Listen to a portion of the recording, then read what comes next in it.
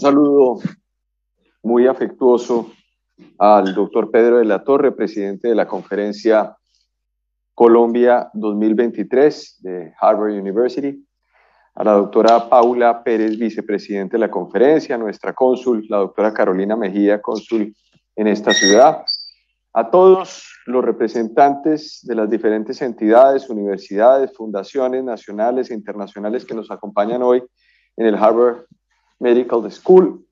Es un honor estar acá para poder con ustedes dar algunas ideas, dar algunas reflexiones sobre lo que significa el trabajo también de una entidad como la Fiscalía General de la Nación en la protección de nuestras instituciones, en la protección de la democracia, en la protección de los principios que fundan y deben fundar.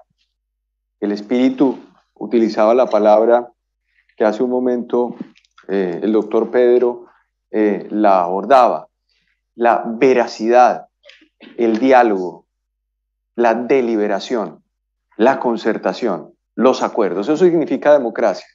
Y yo quisiera hoy, además en este escenario, decirles que me siento muy orgulloso de todos ustedes también. Me siento orgulloso de que hay colombianos que siguen apostando por nuestro país, de que hay colombianos que siguen apostando por el sostenimiento de nuestra democracia, por el sostenimiento de las instituciones, de que ustedes, a pesar de la distancia, están aguardando tener un país al cual volver, tener unas instituciones a las cuales servir y, por supuesto, tener la posibilidad de vivir con tranquilidad en un país como Colombia, que ha sido un país que ha sufrido mucho históricamente, pero que al mismo tiempo le hemos demostrado al mundo que somos capaces de levantarnos. Hemos vivido momentos muy difíciles en nuestra historia, pero siempre Colombia ha sido un país resiliente, ha sido un país que puede superar los diferentes contactos. Es importante también decirles a ustedes que esa tarea de disciplina, de constancia, de valentía, de carácter, de trabajo que ustedes tienen acá es lo que hemos tratado de hacer nosotros también en Colombia en el ejercicio del cargo que yo desempeño como fiscal general de la Nación. Hace unos años yo también estaba en otra universidad, en otro escenario, haciendo también y terminando mi doctorado en Francia, escribiendo tesis, yendo de un lugar a otro, de una biblioteca a otra, tratando de creer en un país, creer en lo que nuestros hijos podían también recibir. Y obviamente uno aplica todos esos criterios al ejercicio de lo público. Creo que ahí está esa dinámica tan importante que uno debe tener y por eso me siento muy contento, muy orgulloso de estar aquí en la Universidad de Harvard y poder darles entonces 4 grandes reflexiones que quiero hacer el día de hoy. La primera va a ser atada a la idea de qué hacemos nosotros en la Fiscalía y qué significa también el concepto de democracia desde la concepción que yo lo miro, que yo lo veo, que yo lo estudio, que yo lo pienso.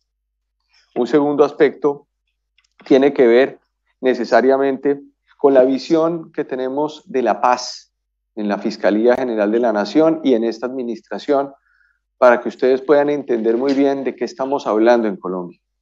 Un tercer punto, una reflexión sobre la paz total y por último, una reflexión sobre las instituciones. En el fondo fueron 5 puntos, pero bueno, se me fue. Los primeros son las precisiones metodológicas y conceptuales para términos académicos, entonces poderlo abordar de esa manera.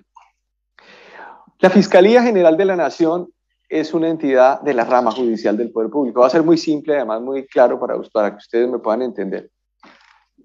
Es una entidad de la rama judicial del Poder Público. Se distingue, por ejemplo, aquí en los Estados Unidos, funciona de una manera distinta. Hace parte de la rama ejecutiva del Poder Público. El presidente de los Estados Unidos nombra al fiscal general de los Estados Unidos. En Colombia, el fiscal general de Colombia es elegido por la Corte Suprema de Justicia del país. En ese sentido, obviamente existe una tridivisión de poderes en Colombia. y el presidente de la República no debe tener ningún tipo de injerencia en las labores de la Fiscalía General de la Nación.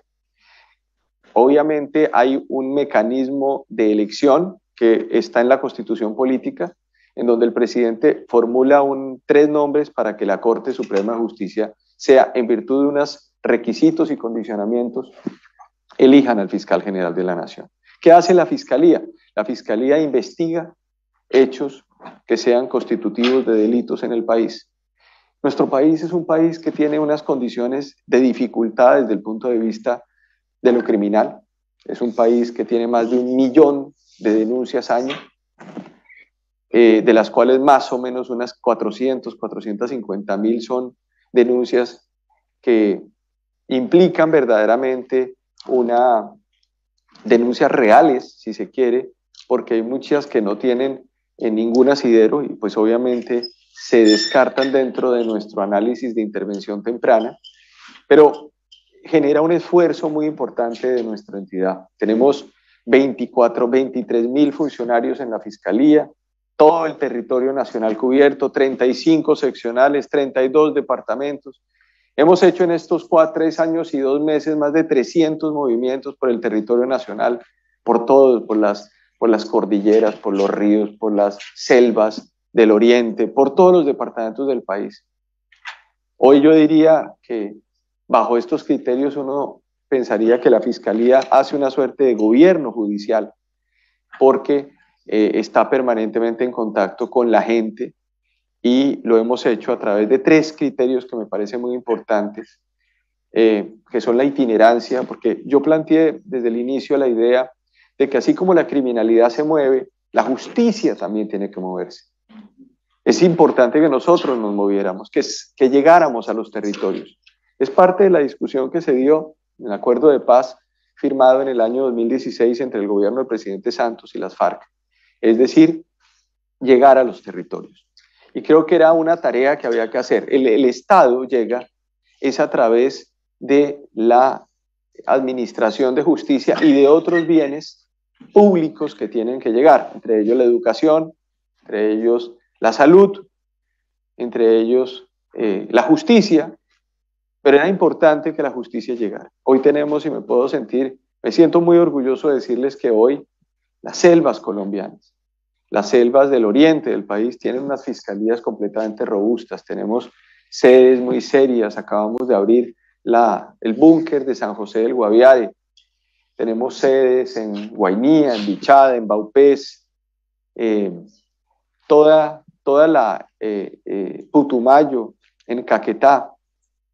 Casi que Colombia estaba condenada a que los límites eran la cordillera o el lomo occidental de la cordillera oriental. Ahí terminaba Colombia básicamente y empezaba las selvas, tal vez con las capitales, con Villavicencio como capital del oriente, pero hoy hemos estado extendiendo y extendiendo y extendiendo, porque como en algún momento decía el expresidente Betancur, cuando le preguntaban que por qué él viajaba tanto a esas zonas del país, decía porque si no había votos, y le decían a él porque hay pocos votos pero hay mucha patria, y yo creo que es importante que ningún colombiano se quede por fuera de la lógica y de la visión que puede tener los bienes públicos y la justicia dentro del país. Del mismo modo, hicimos una reorganización gerencial, porque básicamente lo que se requiere es mirar gerencialmente la Fiscalía General de la Nación, la parte misional, pero también la parte administrativa, y uno se convierte en un gran gerente público para poder responder a todos los criterios que se tengan, entre ellos concentrar las actividades investigativas, articular no solamente internamente, sino externamente. Antes, cuando llegamos, la Fiscalía podía adelantar múltiples investigaciones y esas múltiples investigaciones no se hablaban entre ellas, y era importante cumplir una función gerencial, organizar, trabajar, mover la entidad, ponernos todos la misma camiseta. Por eso además puntualmente nosotros tenemos una una idea que hemos venido cumpliendo y es llevar la justicia en la calle y en los territorios con mediciones y con resultados. Uno no gobierna con discursos, uno gobierna con resultados. De nada le sirve a uno venir a la universidad, sentarse en la universidad, decir que está en Harvard, y cuando va a ver los resultados son lamentables. Casi que se convierte en una anécdota que pasó por la universidad.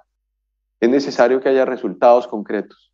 Y para eso se requiere disciplina, se requiere esfuerzo, se requiere trabajo, se requiere construcción de país. Eso lo hicimos en la Fiscalía General de la Nación. A mí me gusta mucho el fútbol y entonces leía yo hace unos días una biografía de Marcelo Bielsa, el técnico que fue de la selección chilena y fue de la selección argentina, y decía: yo cuando estoy frente a mis equipos sé que el talento, pues no puedo exigirle un talento especial a un jugador, porque es difícil, son innatos, pero lo que sí yo puedo exigir es que corran, porque correr es un acto de voluntad y no de inspiración. Y eso yo creo que es valioso en todos los campos de la vida. Yo creo que la inspiración uno la adquiere corriendo, actuando, moviéndose. Creo que ese es el mensaje de esa primera idea que quería plantearles sobre la Fiscalía General de la Nación. Una fiscalía que se ha movido, una fiscalía que ha llegado a los territorios, una fiscalía que ha tenido que enfrentar el COVID, que ha tenido que enfrentar las protestas. También ustedes vivieron y sintieron y desde la distancia observaron en un país muy, muy convulsionado una transformación y un cambio de gobierno que es natural, porque pues es la democracia y se producen cambios dentro de esas dinámicas de los países. Y por supuesto, ahora este desafío que tenemos frente a la paz total y frente a la protección institucional del país. La segunda idea que yo quería plantearles es la idea de la democracia. Aquí se habla mucho, siempre se ha hablado mucho de democracia, y yo quisiera hacer básicamente una reflexión sobre la democracia, utilizando 3 categorías que yo académicamente escribí en parte de mis textos. Uno de ellos decía que la democracia tiene 3 componentes. Un componente, si se quiere, formalista, un componente sistémico y uno sociológico.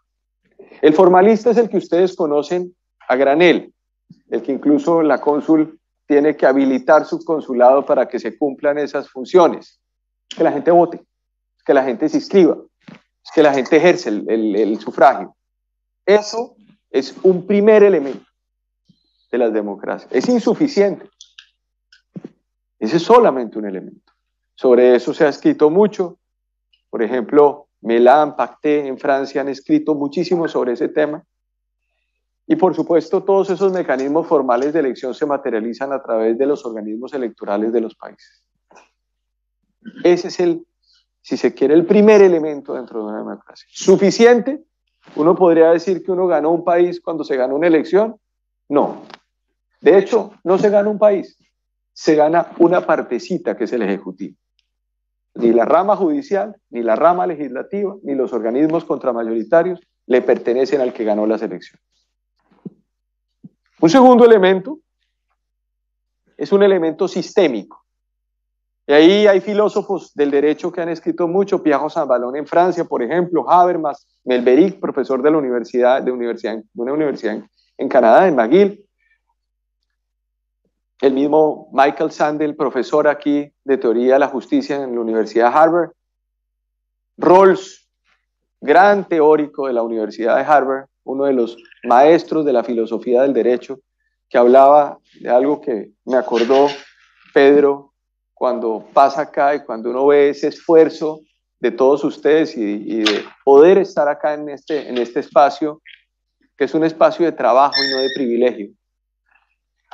Y es que uno tiene la posibilidad siempre de no necesariamente tener los mismos bienes cuando uno llega al mundo, pero sí la posibilidad de tener las mismas oportunidades.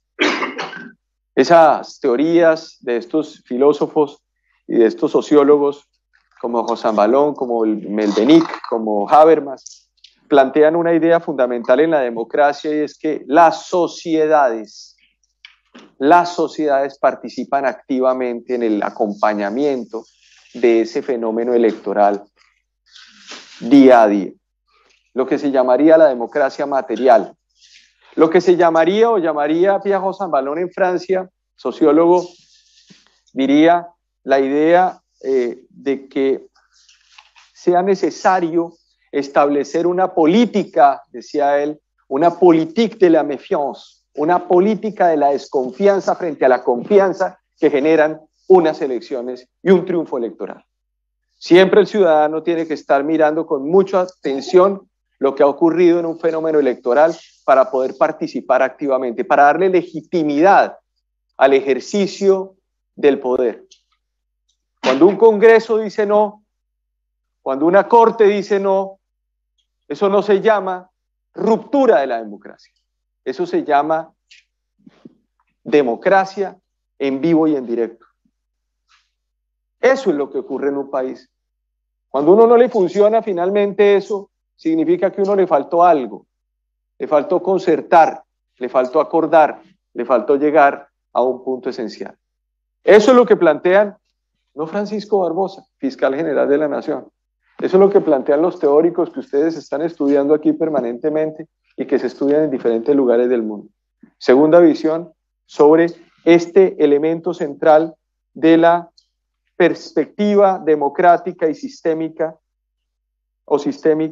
en donde existen procesos argumentativos y racionales, que es un poco la invitación que nos hace Pedro el día de hoy cuando estamos acá, que nos escuchemos, que estos sean escenarios racionales, que sean escenarios de deliberación, procesos deliberativos. Y allí, por supuesto, José Ambalón también plantea la idea de que deben funcionar para que esto ocurra los órganos de democracia indirecta, las cortes constitucionales, los organismos independientes, las fiscalías, las procuradurías. Esa es la tarea que yo he defendido como fiscal general de Colombia, pero he defendido también como presidente de la Asociación Iberoamericana de Fiscales, que aglutina 22 fiscalías, no solamente en la región, sino en España, Andorra, Portugal, y que presido desde hace un año, en donde todos los días estamos discutiendo y estamos planteando estos temas en diferentes fiscalías, en Perú, en Paraguay, en Argentina, en Uruguay, en Centroamérica, en Chile, en Brasil, y donde todos los días estamos defendiendo la independencia de las autonomías de los funcionarios judiciales en nuestra región. Yo creo que esas dos visiones son muy importantes y se mezclan con una tercera, que es la que se deriva de la jurisprudencia de las Cortes Internacionales, Corte Europea de Derechos Humanos y de la Corte Interamericana de Derechos Humanos, que plantea tres elementos centrales: el pluralismo, la tolerancia y el espíritu abierto. Es decir, tomar el pluralismo, tomar en cuenta las diferentes tendencias. Y aquí yo me doy una licencia para decirles algo que me parece maravilloso. Voy a dar muchas, pero para decirles algo que me parece muy importante, y es de lo que yo más me siento orgulloso en la Fiscalía General de la Nación, es de tres cosas. Una, establecimos un protocolo de investigación para todo lo relativo a delitos que tienen que ver con nuestros animales. Es la única fiscalía en la región que se la ha jugado con eso. Tenemos más de 200 sentencias condenatorias por maltrato animal, y yo creo que eso denota un espíritu de vanguardia también, porque no podemos partir de la base también de que nuestros animalitos hacen parte de otro entorno. Tenemos un compromiso, sacamos una directiva, les acordamos además la posibilidad de que también gocen de una dignidad. Yo espero que se recoja algún día en la Corte Constitucional de Colombia la idea, porque yo creo que los animales tienen dignidad también.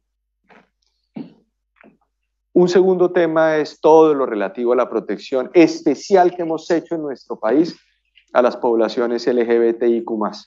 Yo creo que eso para mí es uno de los valores más importantes. Izamos la bandera LGBTIQ+ en la Fiscalía General de la Nación porque es necesario que todos entren dentro de la protección. No hay personas de primera, de segunda y de tercer nivel en un país. Todos tenemos que tener esa protección y todo lo relativo a la protección a nuestros pueblos indígenas y pueblos afro, que también tienen unos puntos de atención de fiscalía especiales que hemos venido instalando en el país y que esperamos llegar a 300 al final de mi periodo. Pero vuelvo otra vez a esos 3 criterios anteriores, algo de la, como diría el maestro Inestrosa en la Universidad Externado, cierro el paréntesis y vuelvo. Pluralismo, tolerancia y espíritu abierto, 3 criterios que se derivaron de la jurisprudencia de las Cortes. Entonces yo creo que con esos 3 elementos uno puede definir la democracia. Y para mí la democracia es ese espacio de pluralidad, de tolerancia, de espíritu abierto, donde hay una articulación con las instituciones, donde hay un factor permanente de desconfianza de la ciudadanía frente a la confianza de una cifra electoral y donde se genera una participación libre que le permite a un país y a un Estado ser enteramente legítimo y democrático, o democrático en términos de lo que estoy diciendo. Creo que ahí está lo que yo pienso de la democracia. Normalmente uno no tiene estos escenarios en Colombia para poder hacer estas explicaciones, estamos en el día a día, creo que estamos en el lugar adecuado para hacer una reflexión académica también, porque mal o bien uno tiene que hacer en esto un ejercicio también de respeto a los lugares a donde uno va.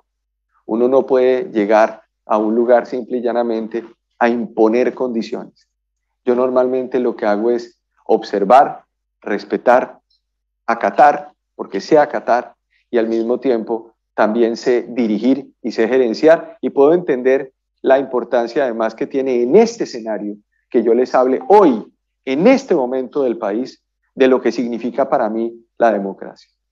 Y ahí pasaría al segundo o al tercer tema, al segundo tema, después de estas, si se quiere, estas 2 reflexiones sobre qué significa en Colombia y qué estamos viviendo en Colombia frente a lo que llamaríamos la paz o la visión que tenemos de la paz dentro del territorio nacional y de lo que ha hecho la Fiscalía General de la Nación. Nosotros llegamos a la Fiscalía y hemos hecho varios trabajos, uno con la Jurisdicción Especial de Paz. Pasamos de un escenario donde había una conflictividad entre la Fiscalía General de la Nación y la Jurisdicción Especial de Paz a un ambiente mucho más tranquilo, la Jurisdicción Especial de Paz creada por el Acuerdo de Paz de La Habana, una instancia para resolver los casos relativos a el cierre judicial o jurídico a través de justicia transicional del conflicto armado colombiano. En eso creo que ha sido una idea fundamental. Yo escribí incluso varios libros sobre el acuerdo de paz y yo creo esencialmente que la paz es un valor que hay que defender, que la paz es un valor que hay que respetar. Pero como todo en la vida, la paz es un camino que hay que saber hacer y hacerlo bien. Y creo que sobre eso los métodos siempre son importantes. Yo puedo decir que yo quiero que se proteja todo el medio ambiente de un país, pero si no tengo el método, entonces no termina en nada esas ideas. Son ideas e ideas e ideas e ideas que hay que saberlas concretar. Yo quisiera ir entonces, uno quisiera tomar un avión y ir a París, pero pues tiene que saber exactamente cuál es el avión, cuál es el tiquete que tiene que comprar, a dónde va a llegar, si tiene requerimientos de entrada, si no tiene requerimientos de entrada, cuál es el rol, cuánto es la plata que tiene que llegar, cuántos días va a tener que estar allá. Todo en la vida es con método. No hay ningún mecanismo que responda a criterios que no tengan mecanismos de método.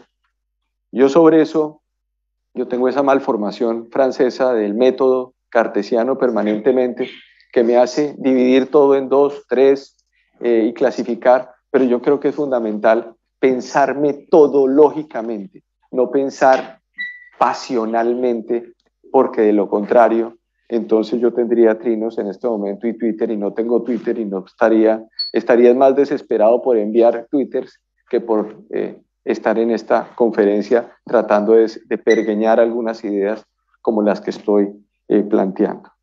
Yo diría entonces que hemos hecho esa tarea de la paz total, de la paz como una jurisdicción, con una jurisdicción especial, con acuerdos de cooperación. Logramos un acuerdo de cooperación con la Jurisdicción Especial de Paz.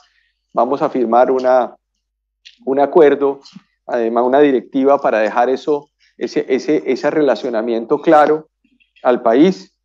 Hemos trabajado con la unidad de investigación de la Fiscalía General de la Nación, creada también para el acuerdo de paz, y les quiero dar unas cifras, para que ustedes tengan las cifras en la cabeza.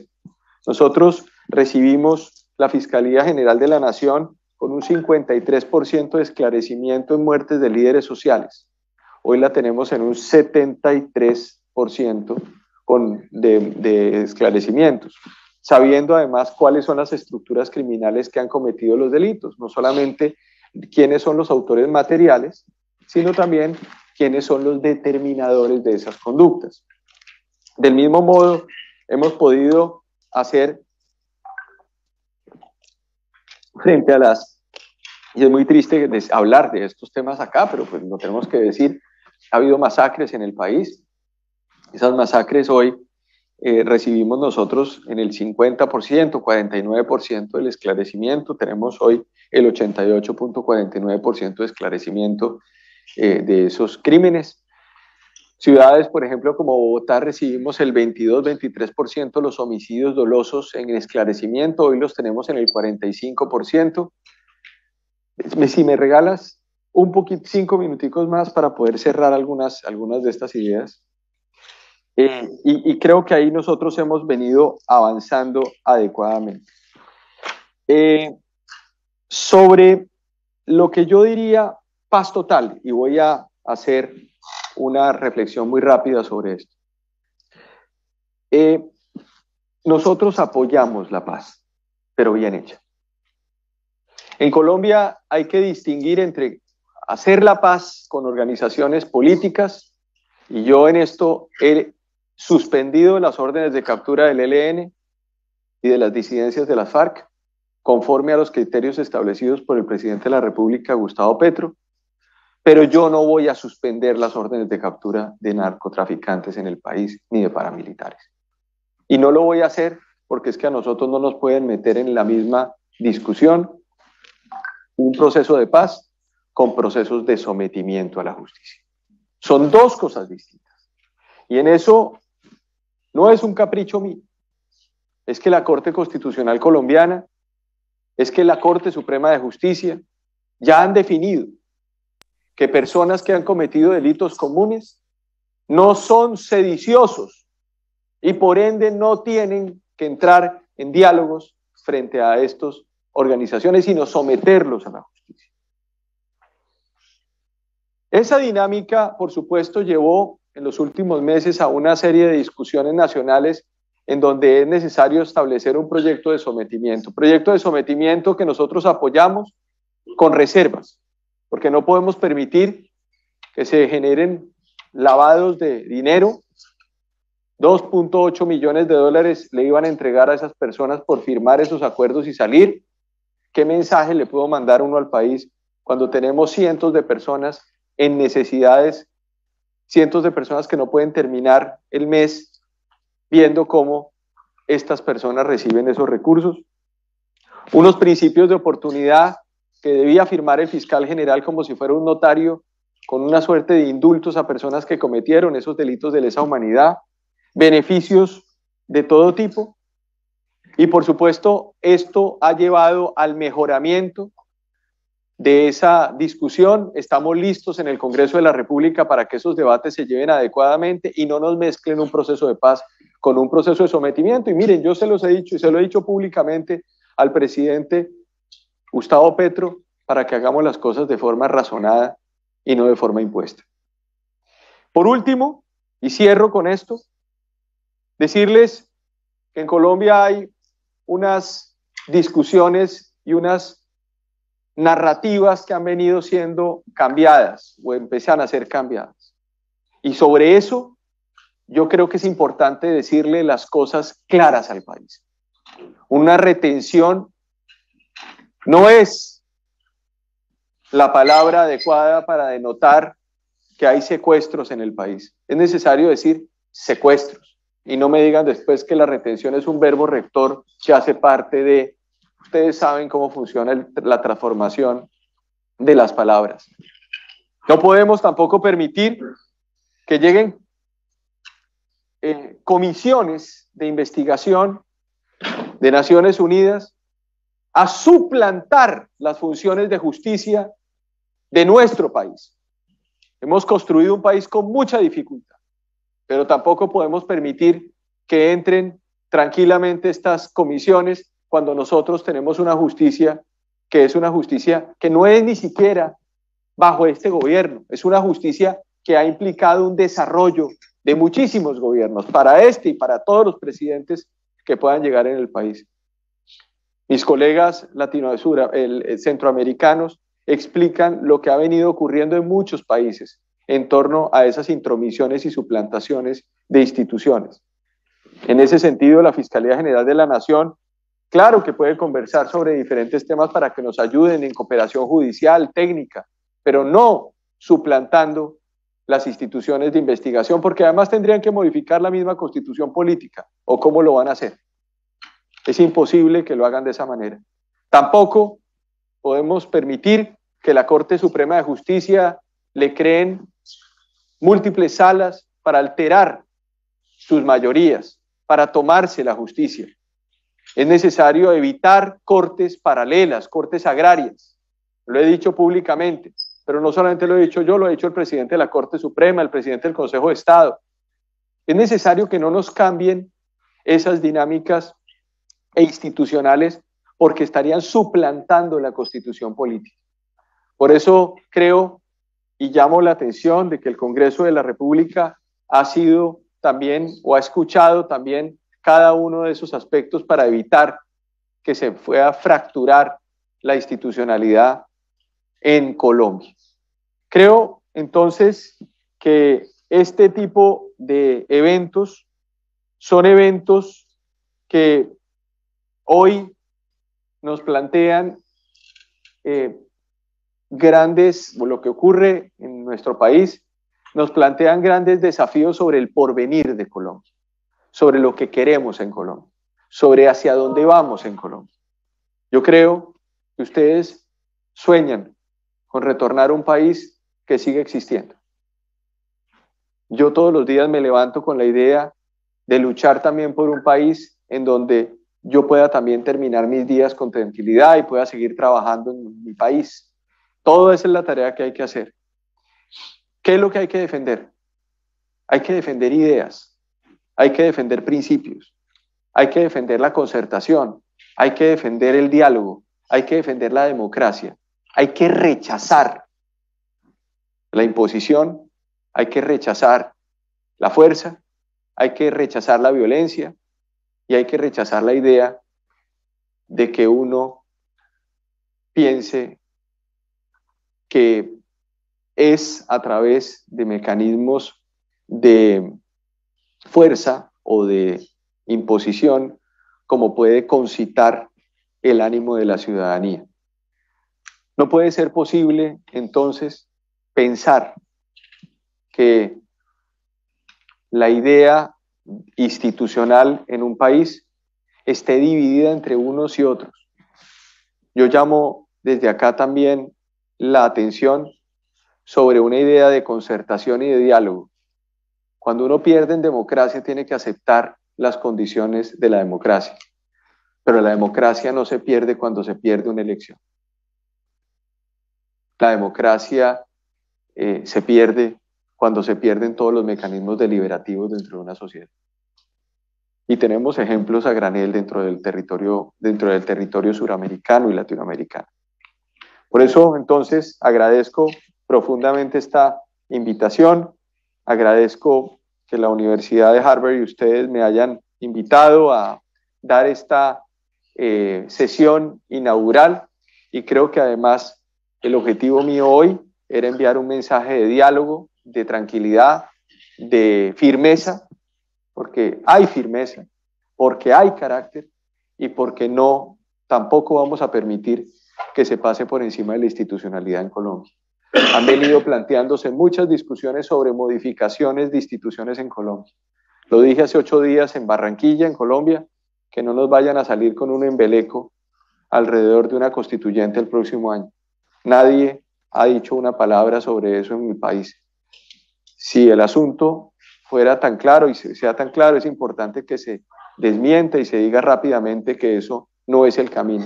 Yo espero que se haga, ese sería como mi propósito cuando yo digo esto, pero me parece muy complejo que no hayan reacciones frente a este asunto. Cuando existan modificaciones a nuestro pacto, se intenten modificar el pacto de la Constitución del 91, el que tenemos, el que hicimos, yo creo que es importante que todos pues defiendan desde su lugar la institucionalidad que todos tenemos. No importa una ideología o no importa la otra. Lo importante son los principios, lo importante son los valores, lo importante es que estemos acá discutiendo y pensando alrededor de lo que nos une como colombianos y no lo que nos divide. Muchísimas gracias.